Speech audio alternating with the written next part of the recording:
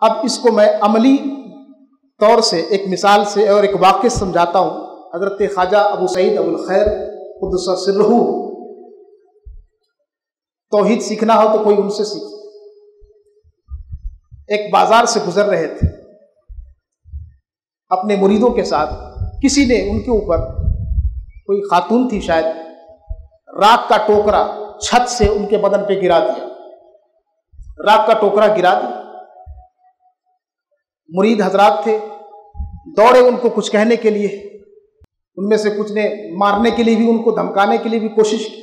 حضرت خواجہ ابو سعید ابو الخیر نے ان کو روک دیا، منع کر دیا اور کہا کہ سن،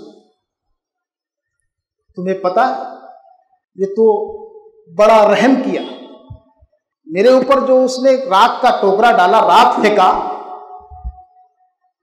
تو یہ تو میرے مالک کا بہت بڑا رحم ہے، کرم ہے، میرے ساتھ بہت رحم کا سلوک ہے، اس لیے کہ یہ بدن آگ کے قابل ہے، لیکن اس نے آگ نہیں ڈلوایا، صرف راکھ ڈلوایا، آگ نہیں ڈلوایا، راکھ ڈلوایا، یہ تو آگ کے قابل تھا۔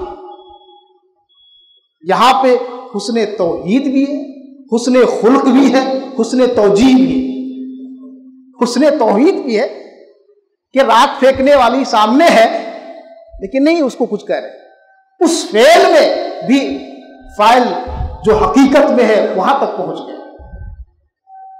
اس کی کیا مجال کہ میرے اوپر راکھ پھینکے۔ اور حسن خلق یہ ہے کہ اتنی بڑی بدخلقی اس نے کی، ایک بڑے عظیم الشان بزرگ کے اوپر راکھ پھیلا اور بدخلقی کی مثال پیش کی، لیکن آپ نے اس کے جواب میں کیا کہا؟